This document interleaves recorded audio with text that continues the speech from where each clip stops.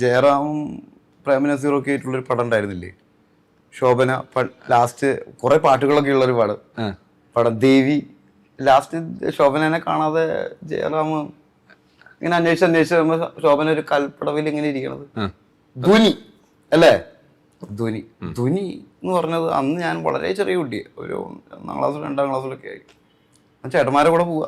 ചേട്ടന്മാരെ അന്ന് ലവ് ടൈമാണല്ലോ. ചേട്ടന്മാരെന്ന് പറഞ്ഞാൽ അപ്പൻ്റെ ചേട്ടൻ്റെ മക്കൾ, 2 ചേട്ടന്മാരുണ്ട് അപ്പന്. അവരായിട്ട് എന്നെ ധ്വനി കാണാൻ വിട്ടു. അപ്പം ഞാൻ കാണാതിരിക്കുമ്പോൾ നമ്മൾക്ക് മോഹൻലാലും ഇല്ല, മമ്മൂട്ടിയും ഇല്ല, ഇടിയും ഇല്ല, ഓട്ടം ചാട്ടം ബഹളവും ഇല്ല.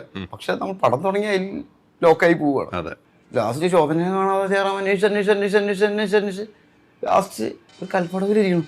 അപ്പോൾ തിയേറ്ററിൽ മൊത്തം ഒരു ആശ്വാസമാണ്.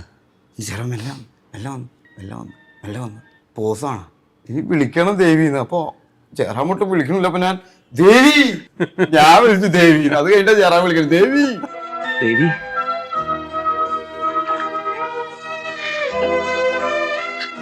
അപ്പൊ തിയേറ്ററിൽ മൊത്തം ചിരിയ.